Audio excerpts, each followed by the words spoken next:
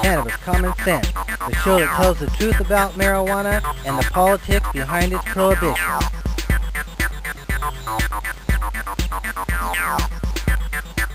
Hello and welcome. Another exciting edition of Cannabis Common Sense. We have a great show for you tonight. We've got Don Skacke from Washington State here to talk about the new Washington legislative move to allow home grows. We'll be talking about his lobbying up there, and right next to him is Dana Cannabis here to help out. And over in the wings we have Mr. John Cornett ready to play some songs.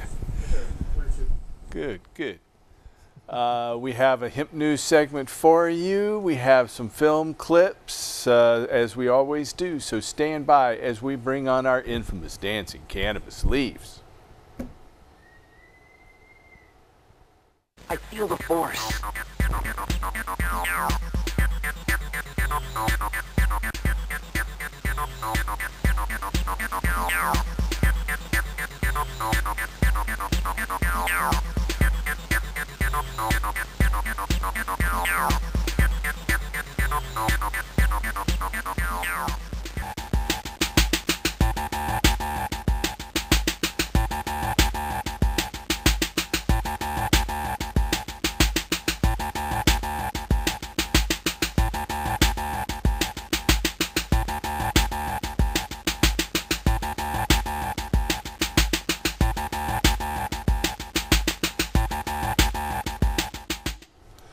All right, our hemp news starts out with Portland, Oregon's own Congress critter, Earl Blumenauer. This week he reserved the number 420 for H.R. 420 for his legislation, the Regulate Marijuana-like Alcohol Act.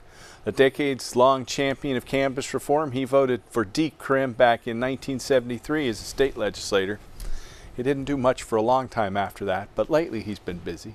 But this marks the first time that Blumenauer has staked out the specific bill number 420. His focus, however, is ever on the goal of reform, telling Forbes, quote, "While the bill number may be a bit tongue-in-cheek, the issue is very serious. Our federal laws are outdated, out of touch, and have negatively impacted countless lives," end quote. The legislation would deschedule cannabis, thus permitting state governments to regulate these activities as they see fit. Further, marijuana would be removed from the enforcement power of the Drug Enforcement Administration in matters concerning marijuana possession, production, and sales to a newly renamed Alcohol, Marijuana, Tobacco, Firearms, and Explosives Department to ensure compliance with state laws and prevent illegal trafficking of the substance. In the last Congress, the bill had 26 co-sponsors compared to 19 co-sponsors in the previous Congress, the 114th. Please ask your representative to co-sponsor the bill, H.R. 420.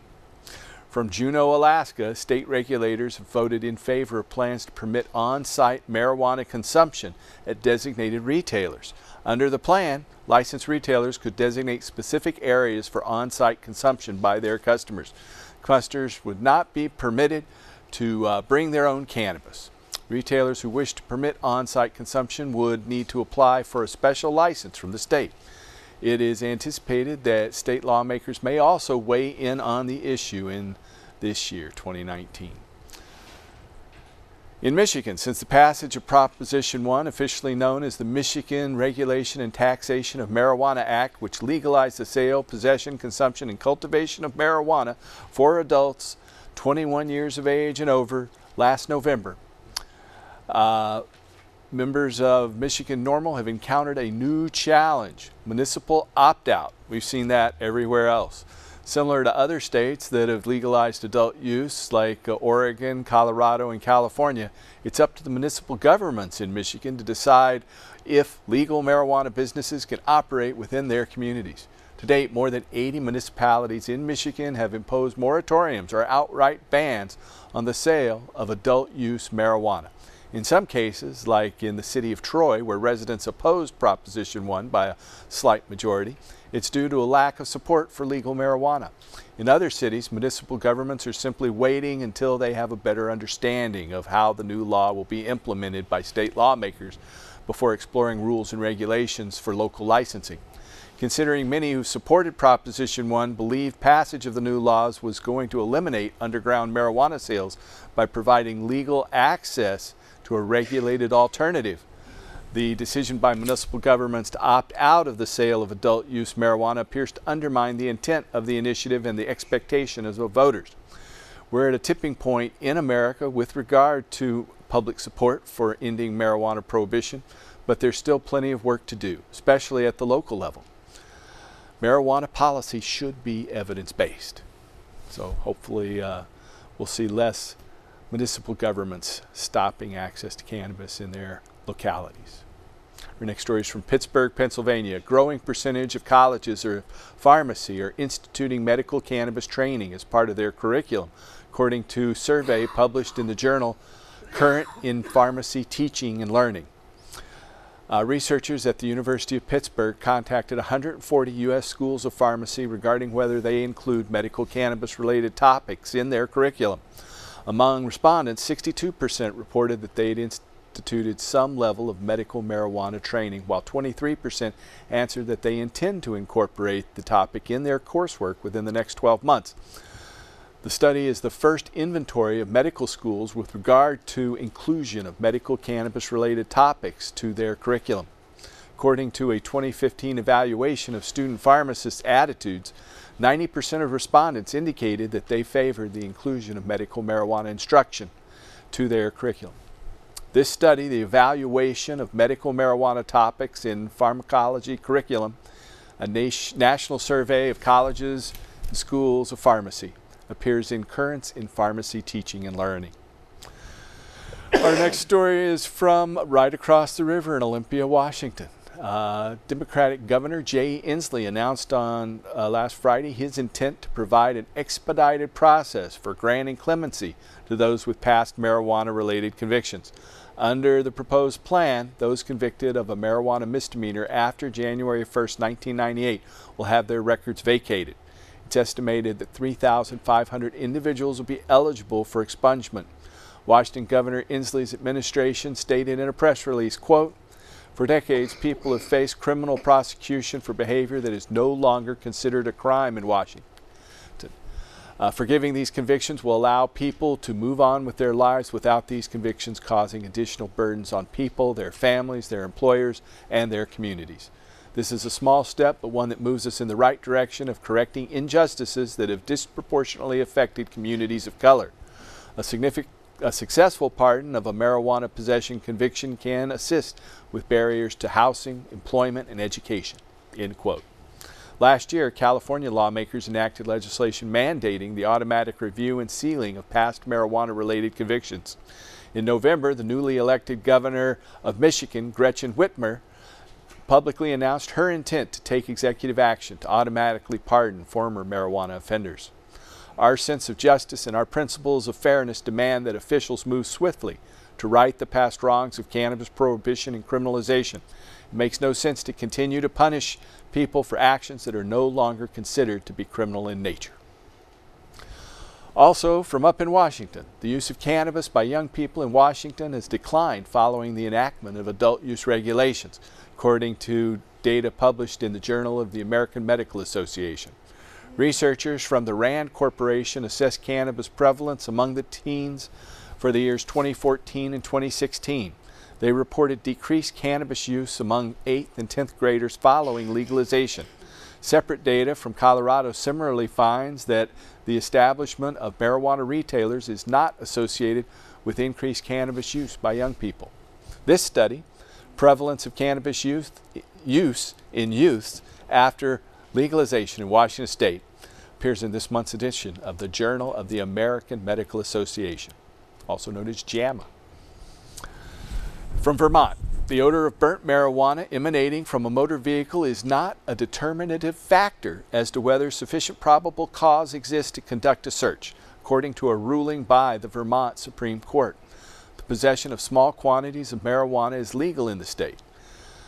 Vermont's justices determined that the smell of burnt cannabis alone, absent any evidence of driver impairment, did not justify the state's decision to seize and search a defendant's vehicle.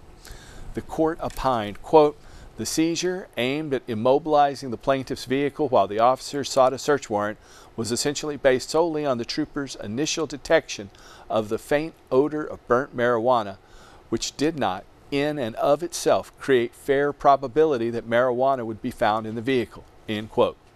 The ruling reverses a lower court decision. This Vermont case is Zullo versus Vermont. That's Zullo, Z-U-L-L-O, versus Vermont. From Israel, advanced cancer patients who use cannabis during chemotherapy treatment, had a little glitch there, show greater improvement in disease-related symptoms as compared to controls, according to data. Oh, here it goes again. According to data published in the Journal of the Anti-Cancer Drugs Research. Israeli researchers assessed outcomes associated with patients' use of cannabis over a 3-month period versus matched controls. Those who used cannabis adjunctively showed superior improvement as compared to abstainers in various domains, including greater reductions in fatigue, insomnia, and appetite loss. Cases also showed improved executive functions as compared to controls. Other cognitive domains showed no differences between the two groups. The study's authors concluded, quote, "These findings are significant given the increasing use of cannabis among population. Larger and more representative studies should be carried out to further investigate this field," end quote. This study, Cannabis-Related Cognitive Impairment, Prospective Evaluation of Possible Influences of Patients with Cancer During Chemotherapy Treatment as a Pilot Study, appears in Anti-Cancer Agents. From Tempe, Arizona, lifetime cannabis exposure is associated with a lower body mass index, or BMI, according to longitudinal data published in the journal Psychosomatic Medicine. Researchers from Arizona State University and the University of Pittsburgh assessed the association between long-term cannabis exposure and cardiometabolic risk factors in a cohort of 253 men. They reported that greater marijuana exposure was associated with lower BMI, as well as lower other risk factors like cholesterol. The researchers concluded, quote, "Cannabis use is associated with lower BMI, and lower BMI is related to lower levels of risk and other cardiometabolic risk factors," end quote. These findings are consistent with those of prior studies, including that cannabis exposure is associated with lower BMI, lower rates of obesity, and fewer instances of type 2 diabetes. The study, Associations Between Cannabis Use and Cardiometabolic Risk Factors, a longitudinal study of men, appears in Psychosomatic Medicine. Out of Salem, Massachusetts, habitual alcohol consumers who also use cannabis are less likely to have those problems. You know, that's the end of our hemp news segment for tonight, and we're going to go over to Mr. John Cornett, who's ready to play a song. Yeah, sure, I am ready to play something. This is kind of a wordy song too, but I think it's an important song because it's something John Lennon wrote a long time ago about choices. And it goes like this. It's called Working Class Hero.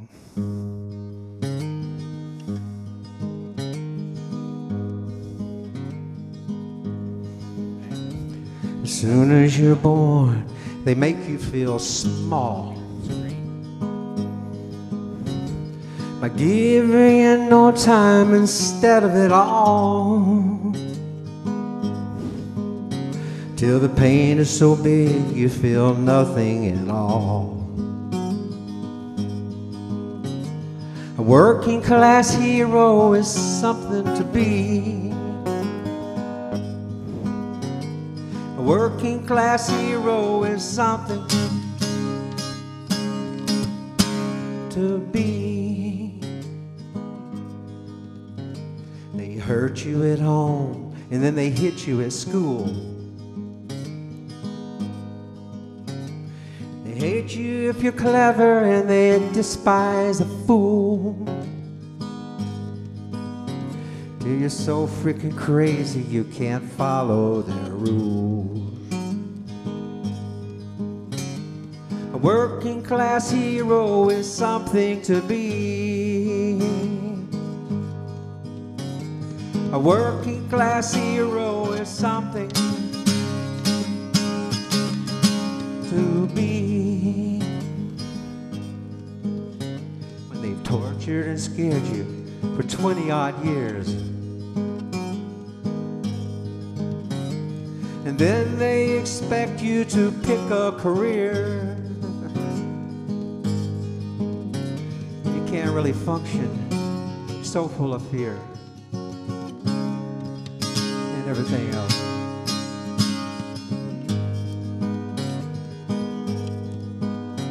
Keep you doped on religion, sex and TV, that's right. You think you're so clever and classless and free, but you're still freaking peasant as far as I can see. A working class hero is something to be. A working class hero is something to be. There's room at the top, they're telling you still.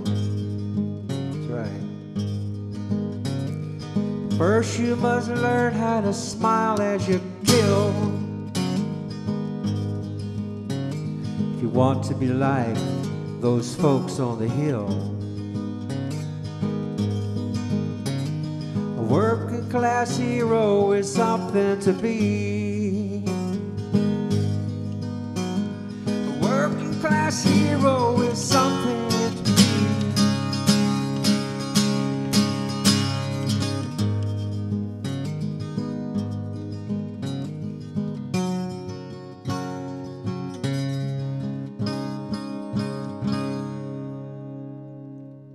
You're your own hero. Thank you, John Lennon. Thank you, John. Another John. John Cornette will be back at the end of the show with another little song there. Hey, welcome again, Don. Thank you, Paul. Good to see you, Dana. Welcome, Thanks, viewers. If you're watching us tonight and you have a question or comment for any of us, give us a call at that number there on your screen. It's 503-288-4442. That's 503-288-4442. So, Don, you have been working in Olympia the past, well, when did the session go into effect in It Olympia? actually starts on Monday, Paul. Oh, okay. Although I have been working in Olympia since about July of this year. Mm-hmm. It's been a long process. Our representative from the 19th Legislative District, Brian Blake, has sponsored Home Grow over the last few years. And Let's discuss that Sure. really quickly. You know, Washington State is the only one of the 11 states that allow adult use marijuana regulated. It's the only state that doesn't allow people to grow their own at home. right, and that's including been since District the of beginning. Columbia also allows it. Yeah, the District of Columbia does, Vermont does, Massachusetts, every other state other that one. has regulation, here in Oregon. But Washington was, your law was drafted by the Drug Policy Alliance and Allison Holcomb, At who was working with them. ACLU, yeah. And, but it was really under the aegis of, and mainly funded by, the Drug Policy Alliance, George Soros and his minions. Sure. And so they put in a hyper Very control. conservative. Yeah, it was very, Yeah. very conservative. And what we found is you don't want to pass a very conservative bill because that might be all you get. And so far in Washington State, that's been the case. That's correct. I mean, the same is true here in Oregon. We tried to pass Measure 80, which was much more liberal and less onerous regulation, and allowed cannabis farmers some input into the regulation process. And we didn't get any support from the Drug Policy Alliance or the MPP. In fact, I think I was the only person funding it. Right. And so about 95% of it. And then the Drug Policy Alliance came in with a much more regulatory bill. But even that bill said it wouldn't affect medical marijuana. And immediately the legislature went in for the first time ever and started to make the regulations more and more onerous. And so hasn't that been the case in Washington as well? Even though you started with a really bad has. bill and it's only gotten worse. It really has. And the Liquor and Cannabis Board it's liquor and cannabis. So while they seem to be very supportive of the liquor end of the industry, they are probably most of the people on the they are panel very are heavily also regulating from the liquor the cannabis industry. end. Yeah. Yeah. And you may recall that last year, the Washington legislature directed the LCB to examine regulated home grow. They ran up against Article 1, Section 7 of the Constitution of Washington State that says basically that absent evidence of a crime, that people should be left alone in their homes. So that really precludes any kind of a scheme that would require a license or intrusive inspections, anything like that. It would be complaint driven. The home grow proposal that we have. And who is it that's sponsoring that again? That would be in the House. The prime sponsor is Representative Brian Blake, and we do have several other representatives sponsoring. We expect to add a few more actually on Monday and Tuesday. Over in the House, we have Republican Senator Maureen Walsh, who is from Eastern Washington. And she's sponsoring the home grow. She's the prime sponsor there. My own Senator Bob Hasagawa, along with Senator Sam Hunt from the Olympia area. You may be familiar with him. He's been a longtime legislator from Olympia. And Rebecca Saldana are all signed on currently. But we do expect, we ran out of time at the end of November. A lot of people went home for Thanksgiving and then right into Christmas and then into New Year's, and they haven't really come back in session. So we've done a lot of outreach. As you can see, we've been successful. And the bills are HB 1311 and Senate Bill SB 5155. So HB 1311. Yep. And Senate Bill 5155. That's correct. So those are the two that you want Washington residents to contact their legislators to get absolutely as many people on board with that as possible. Right. So what people can do in Washington is if you Google District Finder, it's a tool that's on the state page. You simply put in your address. It will tell you what your district is. It will tell you who your two legislators are, and you're able to email them, phone them, and let them know to support these two bills. So the bill was dropped today. Both bills were dropped today, and will be read into the record on Monday when the legislature opens, and then we actually have one more day to have other legislators sign on as co-sponsors. I see. And last year, the Brian Blake's bill only got the one hearing. It did pass out of committee, but then it had a companion bill that followed, but they said it was a short session, a lot of excuses why we didn't get further hearings. But this year, we're ready to go on the first day. We have had a lot of very positive response. It's a full session? It's 120 days. And good legislative response, and the feedback about the bill language has been very positive. Sounds like you expect a lot of people to jump on board then with you. Well, we don't have the money that industry has. We are a grassroots organization. Guess industry is not that supportive. Is that the fact that the industry wants to monopolize it? That was the rumor last year, but I have to tell you that there are several it's a mixed bag. Industry groups, Washington Cannabis Association, Cannabis Organization of Retail Establishments, Cannabis Alliance, and some others. Cannabis Alliance has had us in. They have endorsed us, and we are pursuing the other endorsements.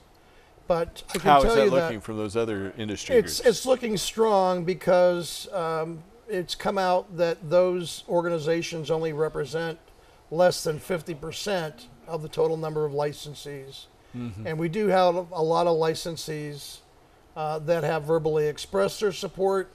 I was actually at the governor's announcement that happened at a Cannabis Alliance summit last Friday, a week ago today. And I talk to a lot of people in the industry from all aspects, whether they're in the actual retailing and growing and producing, or whether they have ancillary businesses. And people think it's time. They think it'll be good for the state. And hopefully we can get the legislators to agree with that. Well, obviously, we are strong supporters of that. If you're out there and you have any questions for any of us, you can call us at that number on your screen. It's 503-288-4442. That's 503-288-4442. We also have a studio audience, and you're welcome to come down to the studio audience and sit in. And we have, it looks like John Cornett is at the microphone. Hey, John. Hi, Paul. Just want to know, Don, you answered a lot of my questions when you were talking there, but one of them I still have is, now, what does this have to do with the liquor? Whether or not you can grow cannabis, what does that have to do with liquor? The regulating authority for cannabis in Washington State is the Liquor and Cannabis Board. The same as in Oregon. Right. Only we haven't put cannabis in the name of our Oregon Liquor Control Commission yet. Sure, but the thing is that home brewing is allowed in Washington State without a license. Any adult can can brew up to 200 gallons of alcohol a year. So Of beer. So we follow that model. That's a complaint-driven model. So they have had very few alcohol complaints. And to be honest, everybody is growing in Washington now that we expect to grow. There might be a slight bump, but really, I can't even think of any example of a 6-plant home grow that's been a source of diversion or a diversion to the black market or a problem with stacking is what society. With people, when somebody stacks like 20 or 30 patients. Last question.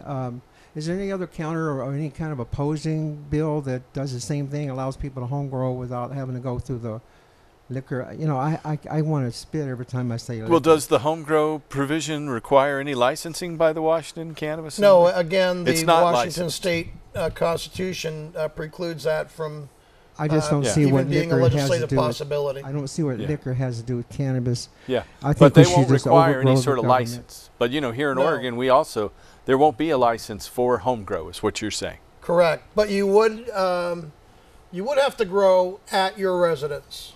Uh-huh. So you have 6 plants.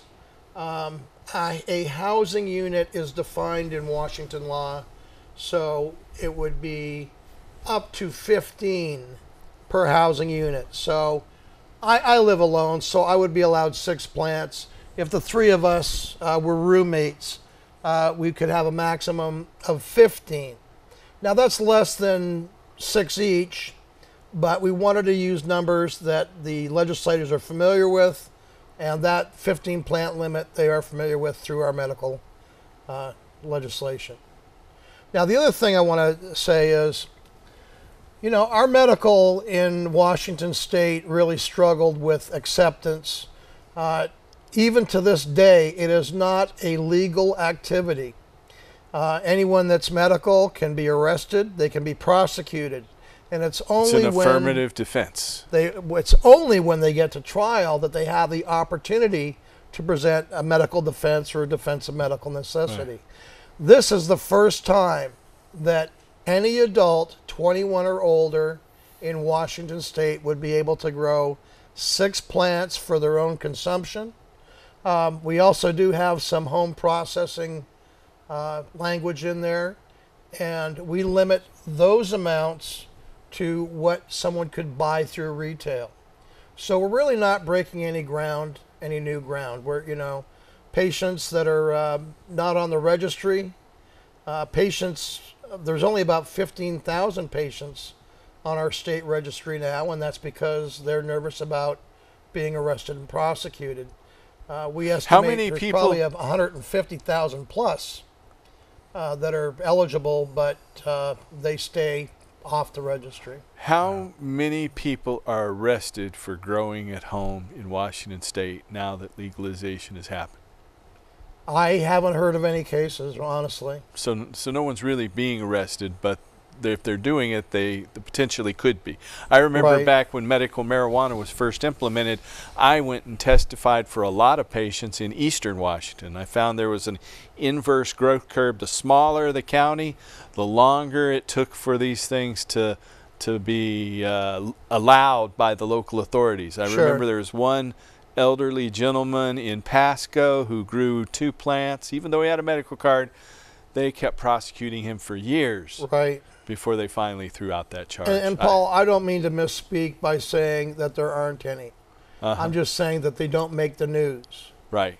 It seems to me, I mean, you know my history. I've actually sat a lot of court cases Yeah. to support patients and people that What have was been that? arrested. The Cannabis Defense Association? Cannabis Defense Coalition, which is Coalition, no that was longer it. with us, but it was a great organization and really was one of the entry points for my I activism gave in Washington. some money to it. Yeah, but I think that the state is now focusing on DUIs. I had a patient reach out to me the other day.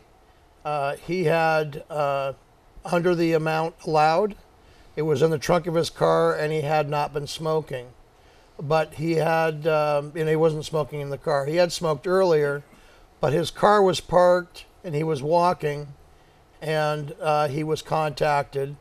They took him in for a blood test, and he was, he's a medical patient, so he was way over the 5 nanogram limit, and his case was had first appearance on Wednesday. So we hope that home grow, by making it legal for anyone 21 and older to legally grow the 6 plants, will not only help anybody that's not a consumer, but it'll help every patient that is not on the registry that can get by with 6 plants. Mm-hmm. And so that's 6 plants per person, and how many per household? A maximum of 15 per household. So if you've got 3 people, you could have, if you had 2 people, you could have 12.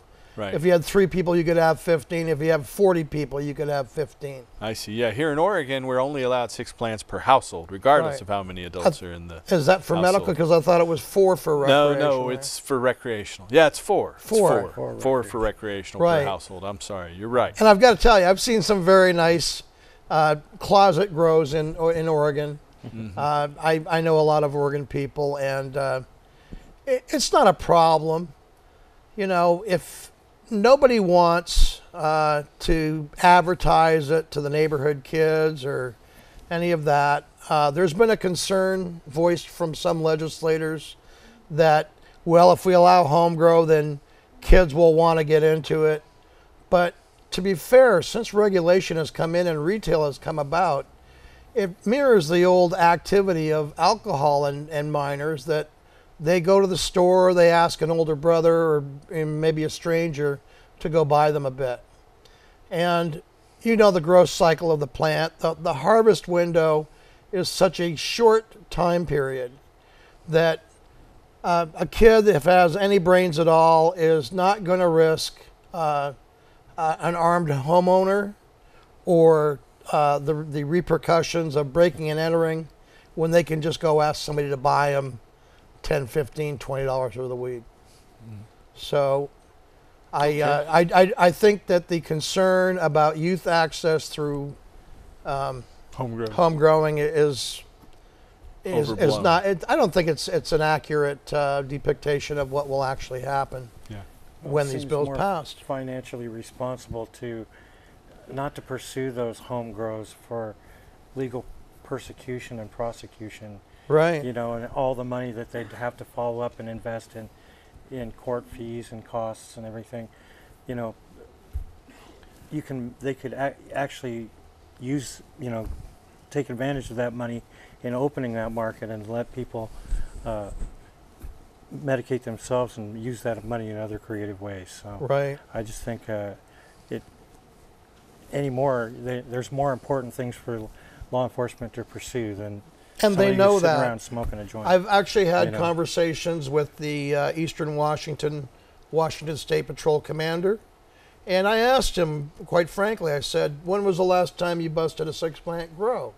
And he said, years, because Their focus, now that the regulated system is in, is the black market.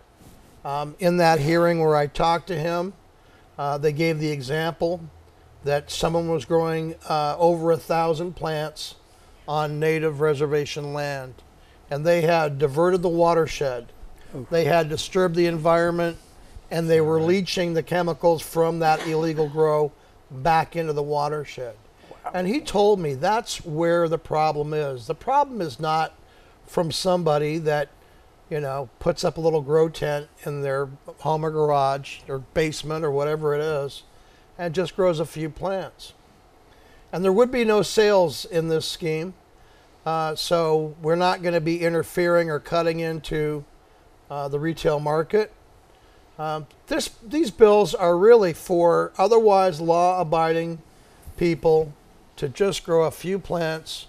And, you know, we already have sharing. The way it should be. People should be able to grow anything in the earth that they need if it's for their own consumption. Sounds like they're tightening up some loose ends they forgot to take care of. Well, I don't think they forgot to. Yeah. I don't think they forgot to. Yeah, that's what I mean. think that the people who passed the bill intentionally left that out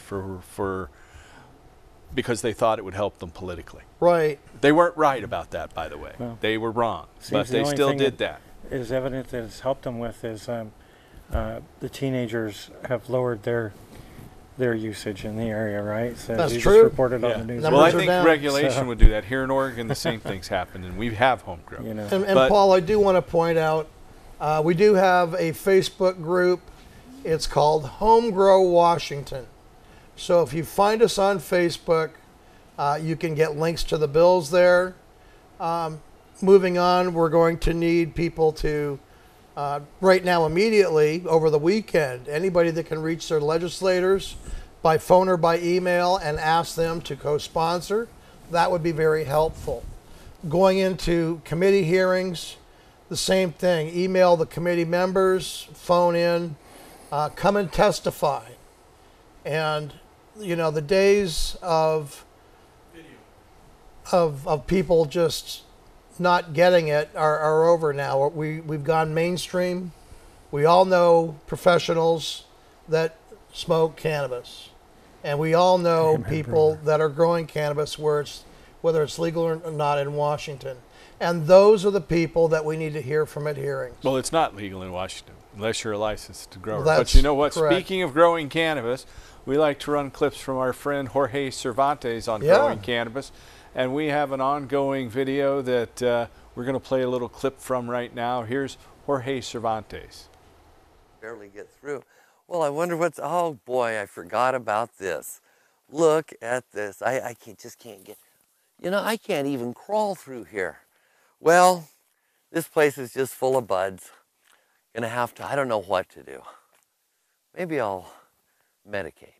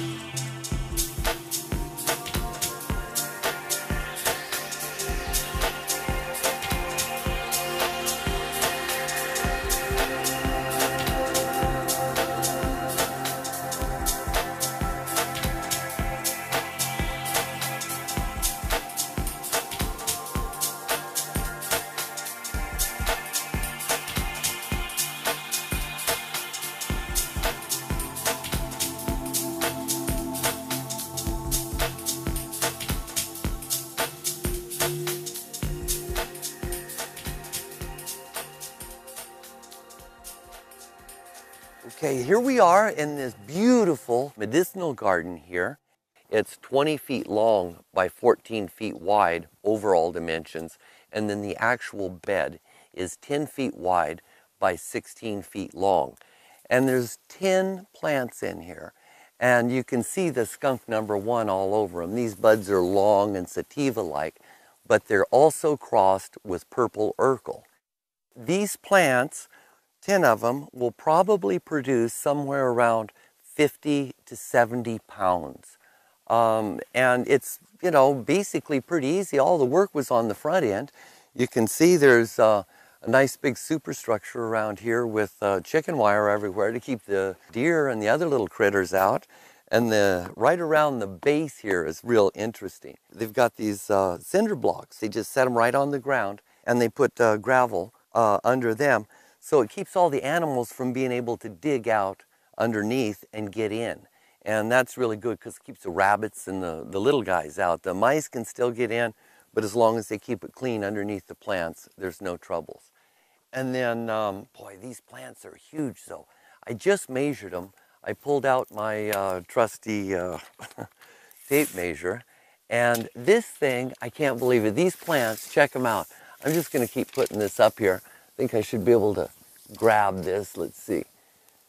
Here we go. Okay, I'm going to pull this all the way down. And I can see right to here, we're looking right at 11 feet here.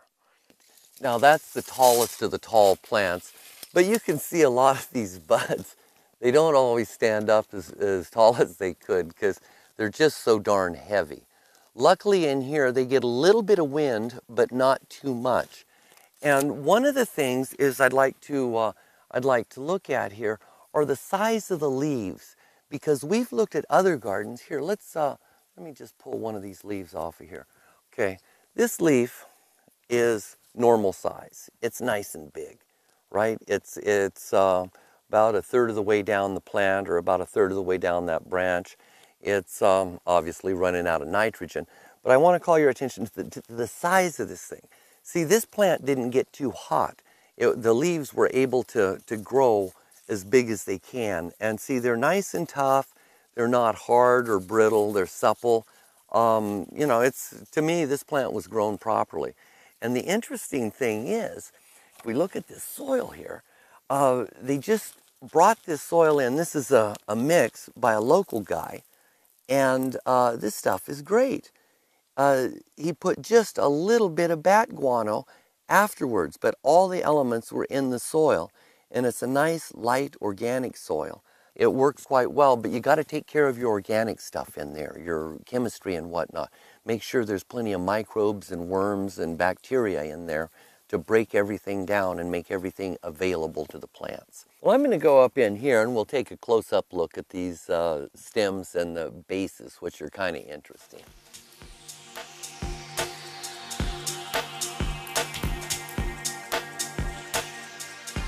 First thing I want to do is take the temperature here, because, and I'll do that with this little soil thermometer. I just poke it down into the ground and leave it there for a while until I get a reading. And I'll do that right here. So I'll put it in the dry ground rather than the wet ground. I get a bit better reading that way. But one of the things I want to call your attention to is this. It's really interesting. Well, before I was taking temperatures of the leaves and everything. Temperature is very important. Yes, You don't want it to get too hot if you can. It's all very important. That's right. It's the whole ball of wax there.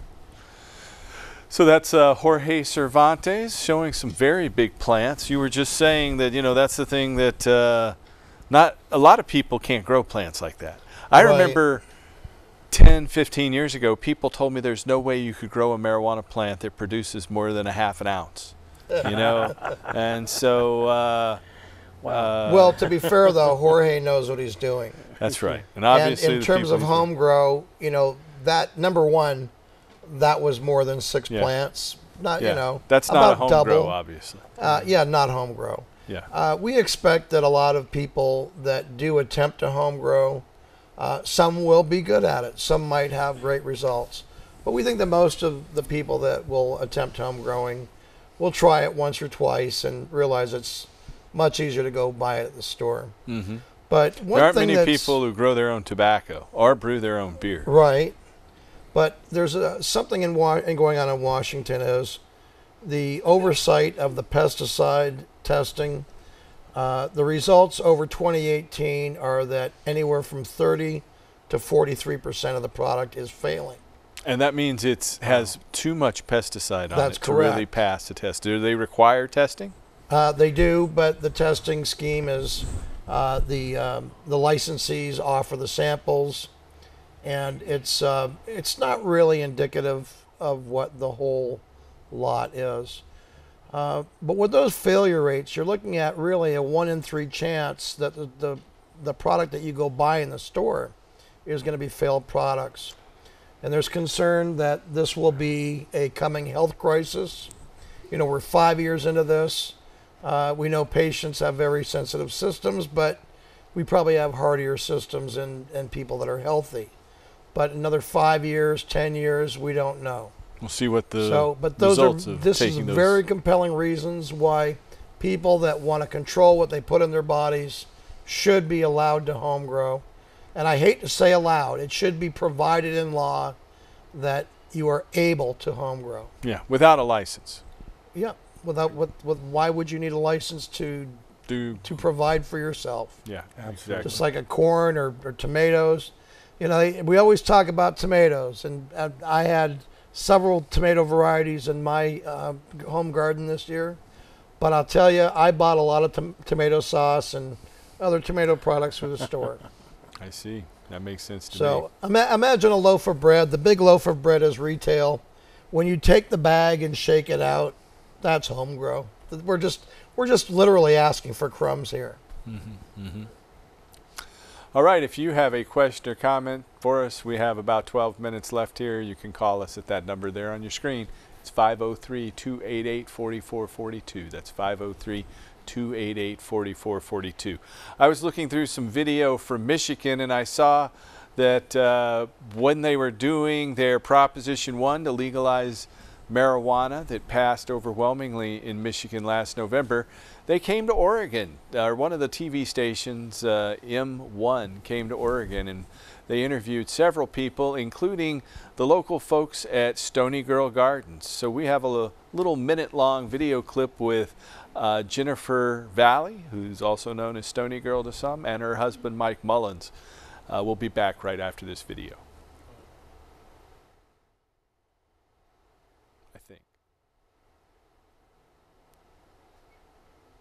That the move from medical to recreational has been a very long, hard, difficult road. In our opinion, the state bureaucrats and politicians have been lobbied by heavy industry to make sure that the medical side has basically all been but shut down. Medical goods that we bring in here are from the commercial market. They're not from the medical market. So there's very much a difference in the quality of products to begin with. For a medical product, you want to have a wide cannabinoid profile because cannabinoids work in pairs and in groups. And if you're only doing THC and CBD, you're missing the other 598 cannabinoids that will actually make those two components work properly to do things like kill pain, kill cancer, regulate diabetes. And the strength of the products, they're very much limited now for the medical patients. They're not really medical products. You'd pretty much become a diabetic in eating gummy bears before you'd have the effect that you needed if you're a patient. So that is one of the issues and problems that we have right now. Yeah, you know, they're limited to 15 nanograms. For most patients, they need 100 nanograms or 200. And so... or more. Or more, right. And so the limitations on adult use food products are just nonsensical. They don't make any sense here in this state. You were talking about how the home grow is in other states. Yeah, Oregon has 4. Most of the other states have 6. Colorado actually has 12 plants. Michigan has 12 plants. In Colorado, only 6 of those can be in flower. And all home grow must be done indoors. In Colorado. In Colorado, yeah.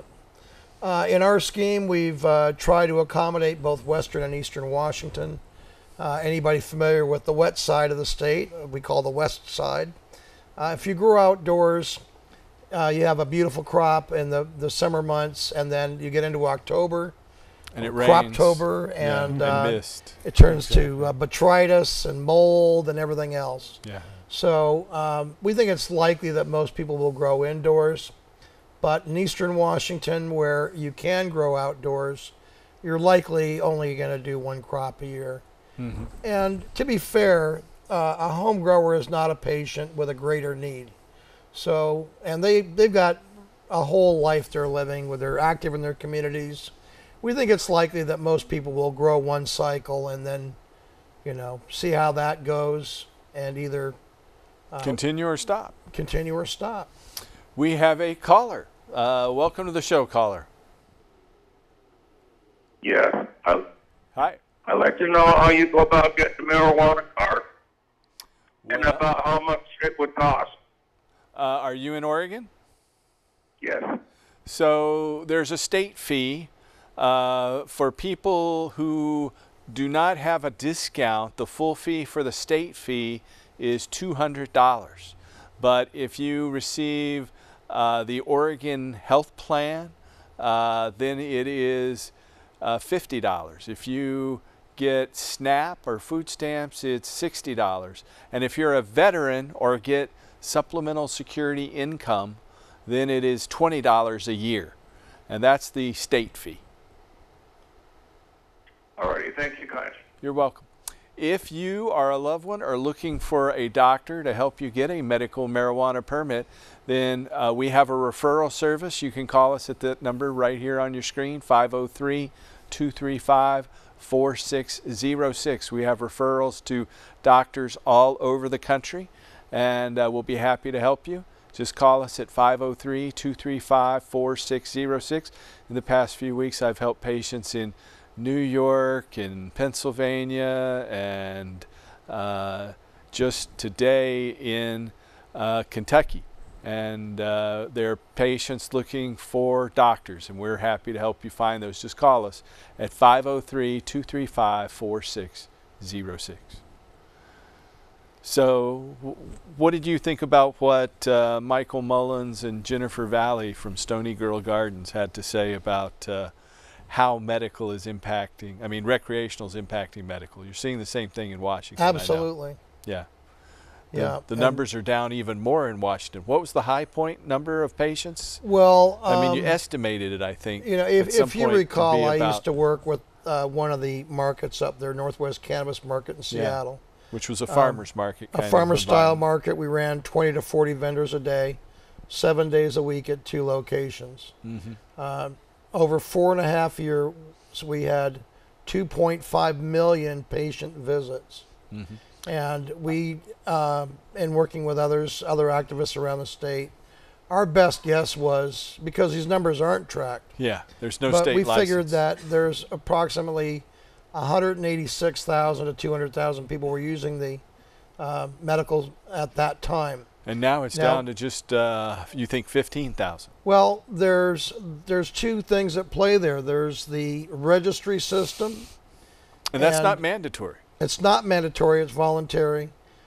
There's only 15,000 people on that. And some of those are duplicates, because when you go register at a store, we've heard some cases where another store won't accept that recognition card. So they want you to go to their right.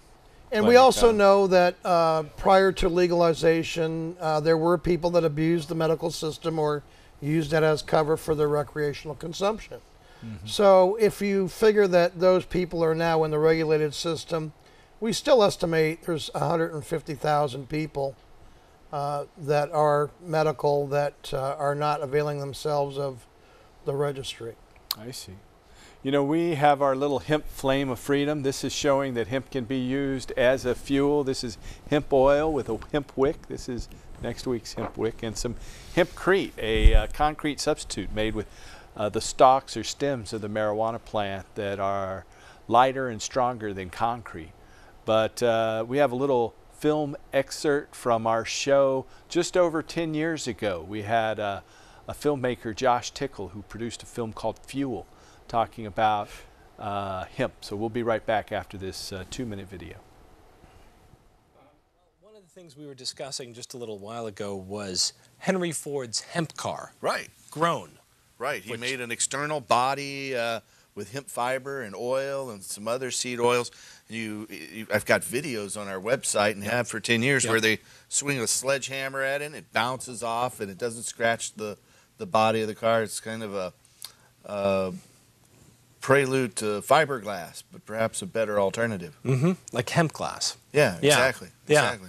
So Ford was a total pioneer, and we cover pieces of his life in the film. One of the things that Ford did around that same time that he built Grown is he actually created an ethanol facility in the U.S. And he was turning hemp and other products into ethanol. Now, there was a guy at that time named Rockefeller. Right, Standard Oil. Standard Oil. Good friend of Andrew Mellon. Exactly. Secretary of the Treasury for several administrations. Right. So, and this is all during the time of, Hearst, and this whole sort of global power play was starting to be created. Well, Ford had a completely different idea. Not only did he grow his car, but he wanted to grow fuel. And his ethanol facility got about 25% of the fuel market in the Midwest. And, Rockefeller said, we've got to do something about this guy. So Rockefeller started funding something that became known as the Women's Christian Temperance Union. Man, I've heard of them. Yeah. And this was, what, circa 19... Okay. Well, we're just about out of time. I know you wanted to give a shout-out to your Facebook Our page. Facebook group is Homegrow Washington. It's all one word of Homegrow. And Washington is spelled out. It's not Homegrow Wa. A lot of people up there shorten it. But it is Homegrow Washington. And please get involved. Let's get this thing through the legislature. Let's catch up Washington to the rest of the country. We're not asking for anything special. All right. Well, thanks for coming on, Don. Thank you for having me, It's good Paul. to see you, Dana. And we've got John Cornett ready to play another song. We want to thank you folks for watching. We'll be back next week. Next week we have Mary Jo Burton and other people from the Cannabis Collaborative Conference. It's coming up in about 2 weeks now, so they'll be talking about that next week. Thanks for watching. Thank you, John. Thank you, viewers, and help us restore hemp. For 12,000 years, she's healed our lives. For 1,000 more, she will break the fight.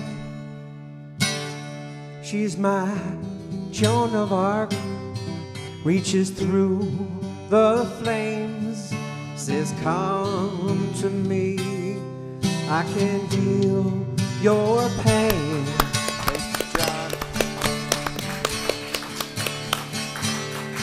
She's my Mary Jane, she's my Mary Jane, she's my